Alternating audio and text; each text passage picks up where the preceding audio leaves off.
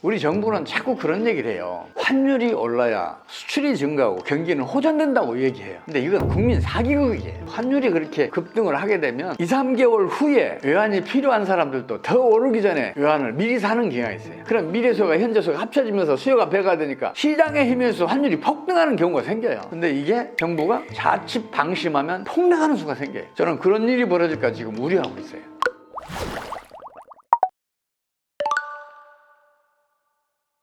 경제 위기의 성격이 서로 많이 달라요. 1997년 말에 터졌던 경제 위기는 이게 전형적인 외환위기예요. 경상수지 적자가 누적되면서 외환 보유가가 고갈되고 환율은 폭등하면서 터졌던 게 당시의 위기예요. 근데 2008년도에 터졌던 글로벌 금융위기는 전형적인 금융위기예요. 이 금융위기는 주식시장이 붕괴하거나 아니면 부동산 시장이 붕괴하면서 터져요. 그런 전형적인 금융위기였어요. 최근에 지금 물밑에서 진행 중이지만 그래도 언젠가 터질지 모르는 이것도 전형적인 금융위기예요. 다만 과거와 다르게 현재는 금융위기 진행을 선제적으로 제어할 수 있는 정책 수단을 많이 확보해 있고, 지금은 금융위기가 물 위로 올라오려고 할 때마다 그것을 가라앉히고 하고 있어요. 근데 문제는 이런 대중적인 정책 대응이 자칫 금융위기라는 급성질환을 스태그플레이션이라는 만성질환으로 발전시킬 수가 있어요. 그래서 제가 걱정을 하고 있는 거예요. 급성질환은 고통은 크지만 대신 단기간에 치료해낼 수 있어요. 근데 스태그플레이션은 심지어는 10여 년 동안 지속되는 경우도 있어요. 만성질환이기 때문에 단기간에 치료하기가 엄청 어려워요. 예를 들어서 1970년대부터 80년대 초까지 있었던 스태그플레이션은 미국이 기준금리를 21.5%까지 끌어올리고 비로소 진정시켰어요. 지금은 기준금리가 4%대도 높다고 아우성이잖아요. 근데 기준금리가 21.5%까지 올라갔을 때 경제적 고통이 얼마나 클 것인가는 여러분들이 한번 상상해 보시기 바랍니다. 그런 고통을 감내해야 스태그플레이션을 이겨낼 수가 있어요. 그래서 이번에 터질지도 모를 금융위기는 그만큼 심각해요. 그래서 앞에 금융위기와는 또 다른 성격을 가지고 있어요. 이 세상에는 두 가지 제어가 있어요. 하나는 일반적으로 소비하는 그런 소비형 제어가 있고, 다른 하나는 주식이나 부동산처럼 재산형 제어가 있어요. 이 재산형 제어들이 금융위기를 일으키는데 결정적인 역할을 해요. 이 재산형 제어라는 것은 최소한도 5, 6년은 소득을 축적해야 수요가 일어나요. 그동안은 가격이 못 올라요. 수요가 안 일어나니까. 그러다가 수요가 본격적으로 일어나면 다른 물가는 많이 올랐으니까 가격이 빠르게 상승을 해요. 가격이 빠르게 상승하면 2, 3년 더 저축해야 수요에 가담할 수 있는 사람들이 큰 빚을 내서 수요에 가담해요. 이건 뭘 의미하냐면 미래 수요가 현재 수요로 넘어왔다는 걸 얘기해요. 미래 수요와 현재 수요가 합쳐지면 수요는 배가 되고 가격은 더 폭등하기 시작을 해요. 이게 광기를 일으키는 경제 원리예요. 근데 이 광기는 지속 가능성이 없어요. 수요가 시간이도 올라갔으니까 수요가 사라진 때가 닥치잖아요. 공동화된 때가 닥치면 가격은 하락하기 시작하고 거래량도 줄어들어요. 그러면 큰 빚을 내서 매입했던 사람들은 이제 패닉에 빠지게 되는 거죠. 패닉에 빠지게 되면 그 부담을 견딜 수 없는 사람들은 그걸 매각하기 시작해요. 그러면 가격이 크게 떨어지고 거래량도 축소되는 그런 일이 벌어져요. 이렇게 거래량이 축소되고 가격이 떨어지게 되면 경제 내의 유동성이 수축되는 일이 벌어져요. 주식이나 부동산도 통화의 기본적 기능을 다 가지고 있기 때문에 그래요. 일종의 준통화예요. 이렇게 경제 내의 유동성이 수축이 되면 신용 창조 원리의 역과정인 신용 파괴 원리가 작동을 해요. 신용 파괴 원리가 작동을 하게 되면 이제 우리 몸에 피가 갑자기 줄어들면 생명을 잃잖아요. 경제 활동도 수축이 돼요. 그러면 부동산이나 주식 가격은 폭락하기 시작을 해요. 이게 붕괴를 일으키는 경제 원리예요. 이걸 아시면 여러분들도 앞으로 어느 시기에 금융위기가 터질 것인지, 그게 어떤 결말을 낼지도 여러분도 짐작하실 수 있을 것 같아요. 그 원리를 여러분들이 잘 아셨으면 좋겠어요.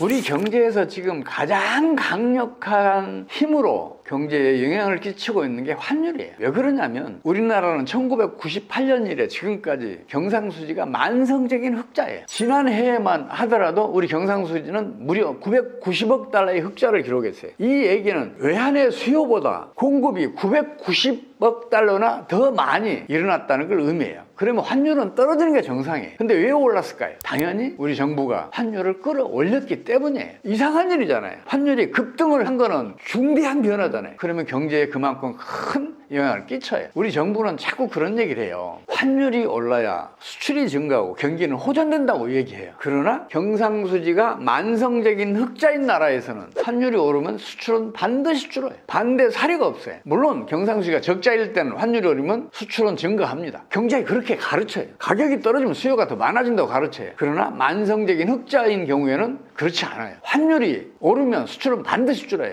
왜 그러냐면 첫째는 같은 물량을 수출하더라도 환율이 올랐으니까 달러 베이스 수출액은 줄어요. 둘째는 환율이 오르잖아요. 해외 바이어가 즉각 수출 가격 인하를 요구하고 우리 수출업체는 그 요구에 응해요. 그래서 수출액은 줄어들 수밖에 없죠. 그런 요구가 없더라도 우리 기업들은 수출 가격을 스스로 깎아서 수출 물량을 더 늘리려고 해요. 이거는 이제 경제학에서는 풀코스트 경제 원리라고 그러죠. 우리 수출품들 전부 다 명품이잖아요. 현대차, 기아차, 삼성전자, LG전자 각종 전자제품들 세계적인 명품이잖아요. 가장 비싸게 팔리고 있잖아요. 화장품도 마찬가지고 심지어는 우리 농산물도 다른 제품에 비해서 3배, 4배에 팔려요. 심지어 10배 이상에 팔리는 우리 농산물도 있어요. 이런 명품들은 가격이 떨어지면 수요는 반드시 줄어요. 그래서 우리 수출은 환율이 오를 때 줄어들어요. 반면에 경상수지가 만성적인 흑자인 경우에는 환율이 떨어지잖아요. 그러면 오히려 수출은 증가해요. 근데 우리 정책당국 이걸 몰라요. 외면하고 있어요. 저는 좀 이상해요, 그게. 우리나라에 그런 사례가 2번 있었어요. 1980년대 말, 2000년대 초반. 이 두 차례 있었단 말이에요. 당시 우리나라 경상수지가 만성적인 흑자니까 환율이 시장에 의미해서 계속 떨어졌어요. 그러니까 수출이 급증을 하는 거예요. 대표적으로 2000년대 초반만 말씀드리자면 2001년 말에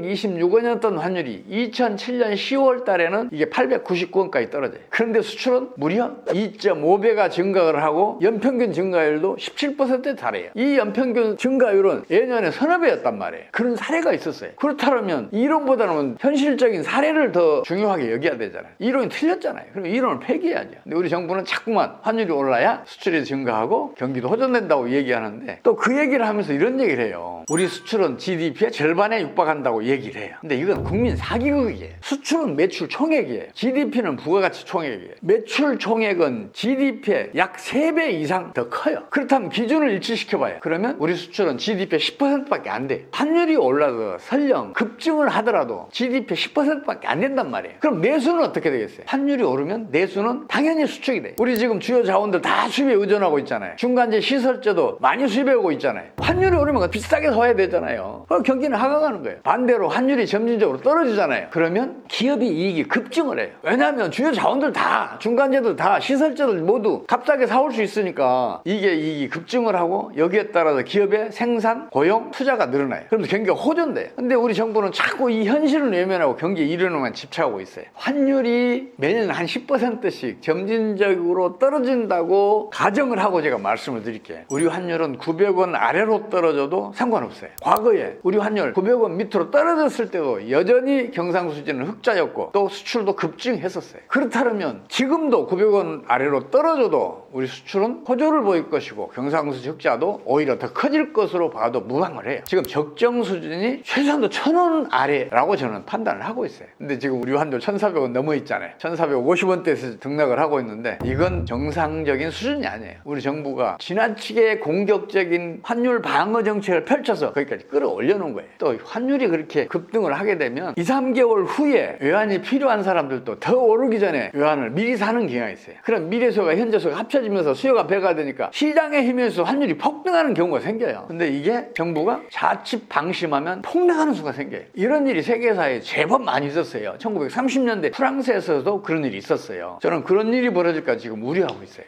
지금 우리 경제가 부진의 늪에서 좀처럼 헤어나지 못하고 있는 가장 결정적인 원인이 고환율 때문이란 말이에요. 그건 제가 앞에 설명드렸죠. 그렇다면 환율이 점진적으로 하락하면 우리 경제는 금방 좋아져요. 환율이 점진적으로 하락하잖아요. 수출은 오히려 증가해요. 경상수지 흑자도 더 커져요. 그리고 성장도 높아져요.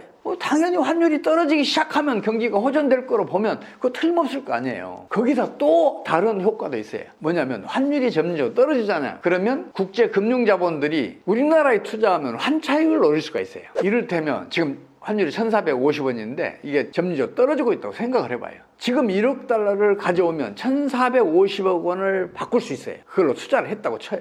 근데 환율이 1,000원으로 떨어졌다고 봐봐요. 그러면 거의 1억 5천만 달러를 회수해 갈 수가 있잖아요. 그런 환차익이 생긴다면 국제 금융자본들 가만히 있겠어요? 한국에 무조건 투자하는 거죠. 지금 국내 금융자본도 강달러인 미국에 투자하면 환차익을 노릴 수 있으니까, 그리고 미국 주식시장은 호조를 보이니까 미국에 투자하면 이익이 커지니까 지금 많이 미국으로 이탈해 있잖아요. 이 국내 금융자본도 다 돌아와요. 금융자본이 국내에 유입되게 되면 국내 유동성 풍부해져서 경제활동을 촉진을 해요. 생산도 늘어나고 고용도 늘어나고 투자도 늘어나요. 그뿐만 아니라 주식시장이든 부동산이든 지금 침체 상태에서 벗어날 수가 있어요. 부동산이 풍부해지니까 주식에 대한 수요가 늘어날 거 아니에요. 그럼 주식시장 금방 살아날 수 있어요. 우리나라 주식시장 지금 세계에서 가장 최악이잖아요. 주요 국가에서는 최악의 지금 수익률을 기록하고 있잖아요. 환율이 점진적으로 떨어지면 우리 주식시장이 세계에서 최고의 수익률을 누릴 수 있는 그런 시장으로 바뀐단 말이에요. 그러니까 주식시장이 호조를 보이면 자산 효과가 나타나면서 경기도 살아나요. 이 두 가지 효과가 우리 경제를 살려낼 거예요. 저는 제발 그렇게 되기를 지금 기대하고 있어요. 기업은 망하기 때문에 강해요. 어느 한 문이 닫히잖아요. 그럼 망하기 직전에 놓이잖아요. 그럼 다른 문을 반드시 열어요. 그래서 어느 특정 국가의 경제난이 우리 경제에 타격을 입힌 사례는 별로 없어요. 이를테면 한류 같은 경우에 중국 정부가 사드 배치를 이유로 해서 갑자기 우리 한류를 전면 차단했잖아요. 우리 한류 업체들 어떻게 했어요? 우리 엔터 업체들 어떻게 했냐고요. 일본 시장, 동남아 시장 더 적극적으로 개척하고 미국 시장 개척하고 중남미, 북미 시장들 개척해냈잖아요. 유럽 시장, 서남아시아 시장, 중동 시장, 아프리카 시장까지 개척해냈잖아요. 기업은 망하기 때문에 강해요. 어느 한 문이 닫히면 더 적극적으로 다른 문을 열기 때문에 경제난이 오면 오히려 경기가 좋아지는 경우가 제법 있어요. 다만 세계적인 금융위기가 터지면 얘기는 완전히 달라져요. 금융위기는 전염성이 굉장히 강합니다. 사람 전염병처럼 금방 전염이 돼요. 그래서 세계적인 금융위기가 터지면, 그래서 우리 경기에 덮쳐오면 그때는 우리 경제도 심각한 경기 침체를 걱정해야 돼요. 지금 그런 상황이에요.